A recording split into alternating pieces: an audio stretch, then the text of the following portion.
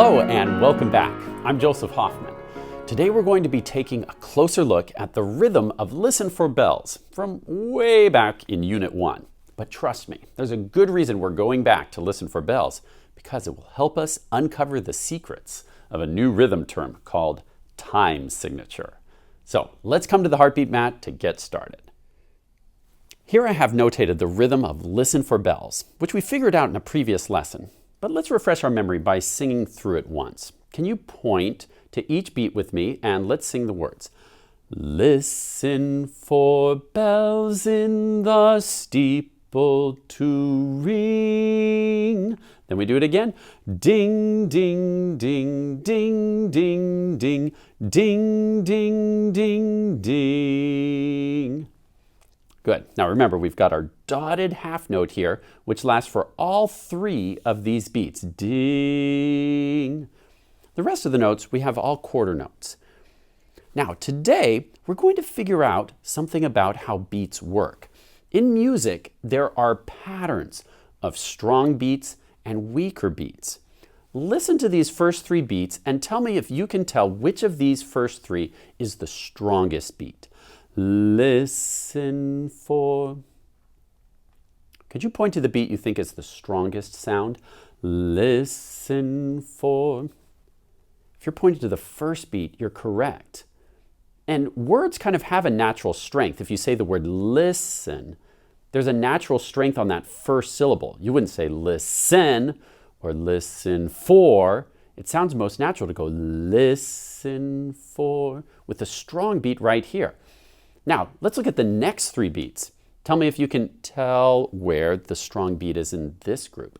Bells in the. Listen again.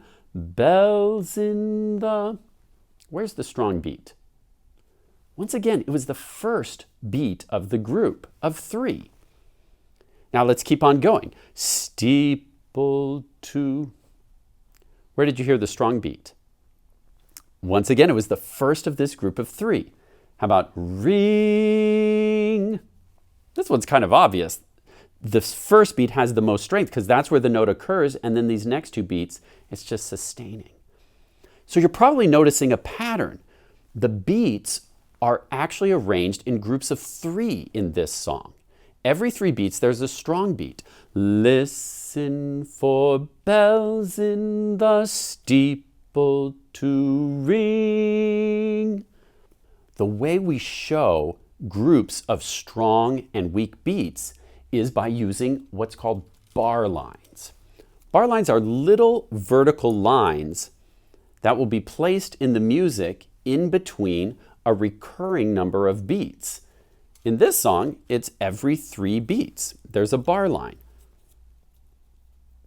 And almost all music is arranged this way.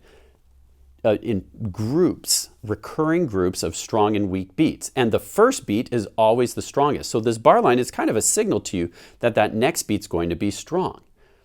Now, let's this time, instead of singing the words to Listen for Bells, can you count 1, 2, 3 with me?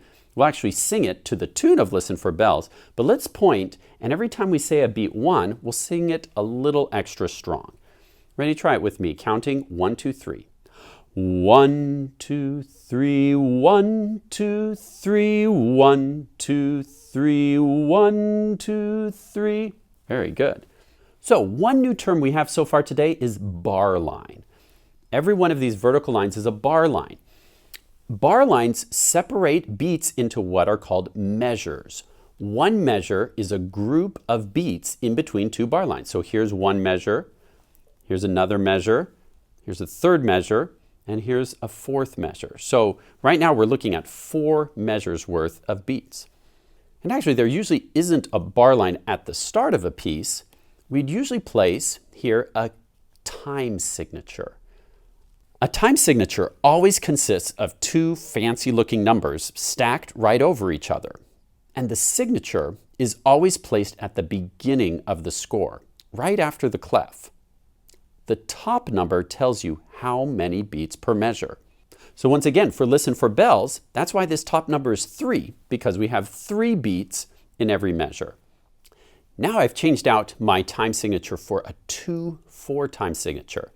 This top number 2 now tells us that there'll be 2 beats in every measure, with the bar lines separating it out.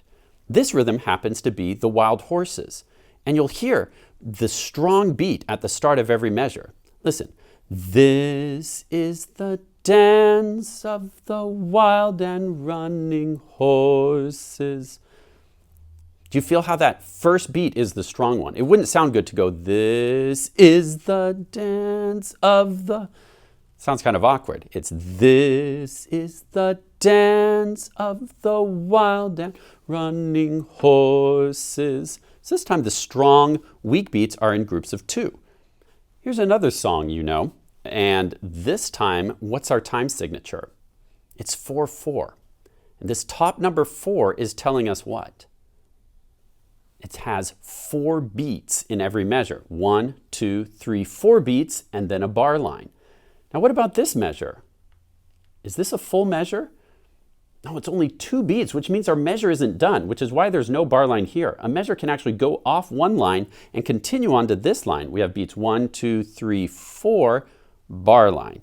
Then 4 more beats. 1, 2, 3, 4, bar line.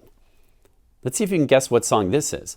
Ba, ba, ba, ba, ba, ba, ba, ba, ba, ba, ba, ba, ba, ba, ba.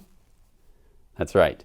It's 5 woodpeckers. It's also possible to have lots of other time signatures. There's 5/4. You could even have 10/4 or 19/4. Excuse me, Mr. Hoffman. Yes, Princess? Well, you explained the top number of time signature very nicely. Yeah, the top number tells you, what was it? How many beats? Oh, right. How many beats in every measure? Right, but Scuba and I were wondering what the bottom number means. Yeah. Well, I don't really want you to worry about the bottom number because for your first year or 2 of piano lessons, it's always going to be the number 4. So for now, let's just focus on the top number. But Mr. Hoffman, why is it always a 4? What does that even mean? I have a curious mind. Yeah, we really want to know. It's kind of complicated and advanced. I really think it's going to be confusing. Please tell us what it means. Please? Okay, guys. I'll gladly explain, since you asked. Yay! Well, the bottom number signifies what kind of note equals 1 beat. Oh. Huh? Let me explain a little better. We've been saying all along that a quarter note equals 1 beat, and a half note equals 2 beats. But this is really only true when there's a 4 on the bottom, because that number on the bottom tells you what kind of note equals a beat. And when there's a 4 on the bottom, that means a quarter note equals 1 beat. So 4/4 written another way, you could just say it's 4 quarter note beats per measure. When you have 3/4 in your time signature, that's saying there are going to be 3 quarter note beats per measure. But when you change the bottom number to something else, for example, let's say 3/8, that's telling you that it's going to be 3/8 note beats per measure. And all of these values now double. A quarter note is now equal to 2 beats. A half note's going to be equal to 4 beats. You can even have a 2 on the bottom. Like let's take 4/2 time. So now it's 4 half note beats per measure. Or you can have a 16 on the bottom. You can have 11/16, which means there's going to be 11/16 notes per measure. The bottom number tells you what kind of note gets 1 beat. There. Are you satisfied, guys? Made perfect sense to me. Really? Well, I think we're ready to move on, Mr. Hoffman.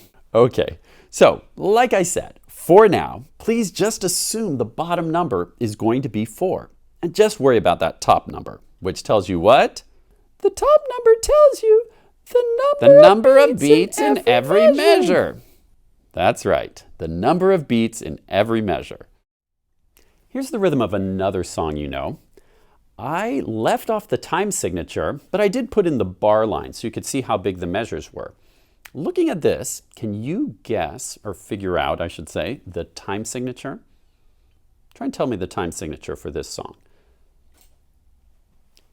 Since you can see there are 2 beats in every measure, our time signature would be 2/4. Remember, the top number will tell us the beats. Bottom number, for now, is always going to be 4. By the way, this is a song you know. It's Love Somebody.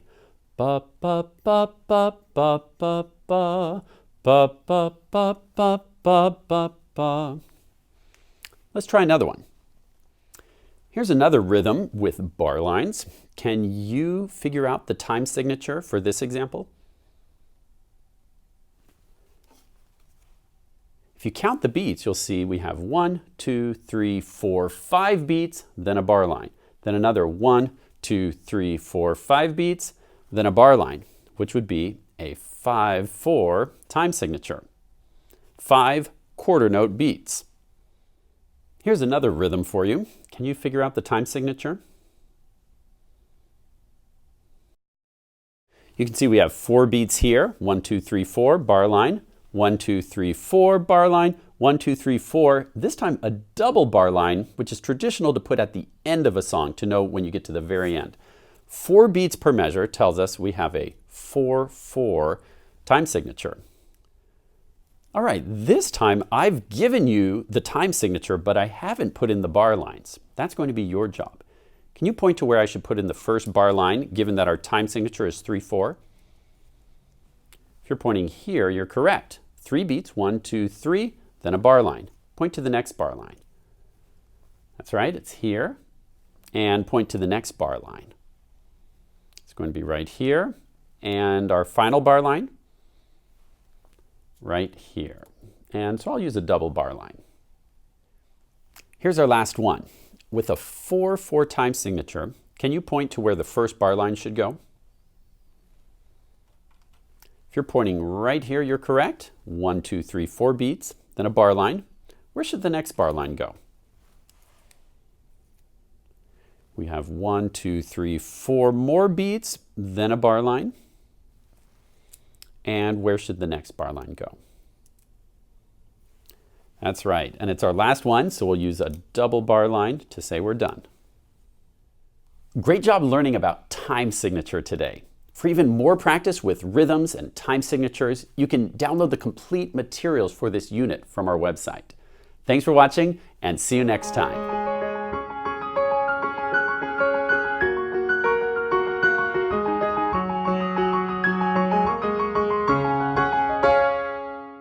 Okay, I think I got it now. So, you take the top number, divide it by the square root of the bottom number. No. I know. You take the bottom number, add a dotted 16th note, and then multiply by the common denominator of the integral of the top number. No. You substitute and then carry the 1 and... you get a big, wonderful, scribbly musical mess. It all makes sense now. Thank you, Mr. Hoffman. Thank you.